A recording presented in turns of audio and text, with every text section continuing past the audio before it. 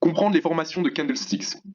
Donc, comme tu sais, sur ce chapitre, on se concentre vraiment sur le fait que tu comprennes absolument tout ce qui se passe sur les graphiques, d'accord? Donc on a vu ça, et maintenant on va regarder au graphique actuel, d'accord? Pour bien que tu comprennes. Alors, avec cette petite icône, en fait, tu peux voir qu'il y a plusieurs manières de regarder les graphiques. Donc je vais te donner les trois plus communes. Donc il y a les barres, d'accord? On va voir, c'est pareil que les candlesticks, c'est juste moins visuel. Je sais même pas pourquoi ça existe, pour être honnête. Les candles et les lignes. Donc les lignes, c'est le truc le plus commun, d'accord? C'est ce que tu vois, on va dire aux infos. Vraiment, c'est quelque chose de très facile à comprendre, d'accord? La ligne monte, le prix monte, la ligne descend, le prix descend, d'accord? Donc, nous, on va utiliser les candles, donc candlestick. En français, ça s'appelle des bougies. Je te donne le mot en anglais parce que voilà, comme je t'ai déjà expliqué, je vais te tout donner en anglais parce que c'est vraiment la langue de la finance. Et en français, bah, à part quelques Français, quoi, il n'y a personne qui parle cette langue. Voilà, donc tu peux voir que si tu dézoomes, bon bah c'est à peu près pareil que le graphique en ligne, ok, donc quand ça monte, ça monte, quand ça descend, ça descend, là il n'y a rien de spécial. Mais donc, comme tu te rappelles, ici je t'avais montré les différents time frames, et je t'avais dit que chaque barre, ça équivalait à ce time frame en fait que tu choisissais. Donc bah là, évidemment, bah, c'est toujours le même concept, donc zoomons pour regarder de plus proche.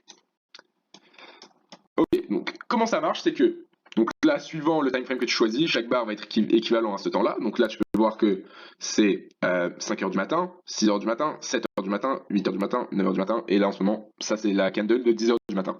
Donc, il faut que tu comprennes comment elle se forme.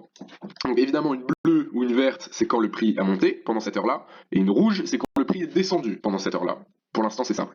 Mais tu peux voir qu'il y a des petites barres, ok? Et donc en fait, ce que représentent les petites barres, c'est quand le prix ouvre, donc c'est soit en bas pour une candlestick bleue, ou alors en haut pour une candlestick rouge, d'accord? C'est évident. Ça ouvre ici, ça ferme en bas, d'accord? Là, le prix a ouvert ici, pour l'instant, il est là, mais il pourrait très bien finir ici, d'accord, pendant l'heure.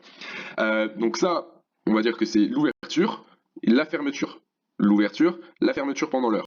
Ok? Et puis là, c'est l'ouverture et la fermeture dans la même heure. Mais du coup, ces petites barres, on va dire, là, qui dépassent, c'est en fait la volatilité. Donc, comment faut que tu le comprennes?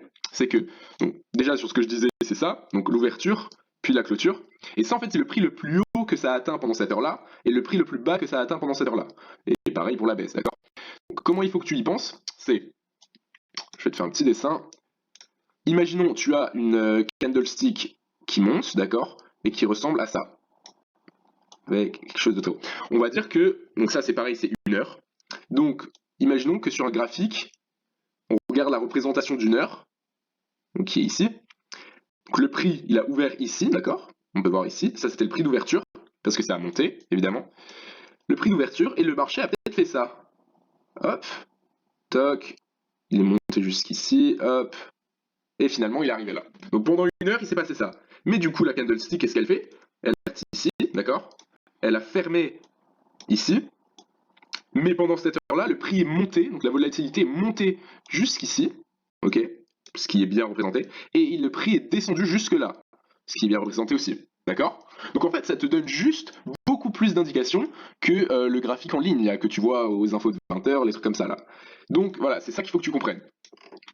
Donc évidemment, quand on regarde quelque chose qui va ressembler à ça, si on le regarde avec un graphique en ligne, on dirait juste qu'il y a eu une montée. Alors qu'en vrai, il n'y a pas eu juste une montée, il y a eu une grosse baisse pendant cette heure-là, d'accord? Mais qui n'est juste pas représentée dans le graphique en ligne. Donc voilà, faut juste que tu comprennes ça, d'accord? Comment les bougies se forment, et au moins tu arrives à bien les lire, ok? Donc j'espère que ça a été clair.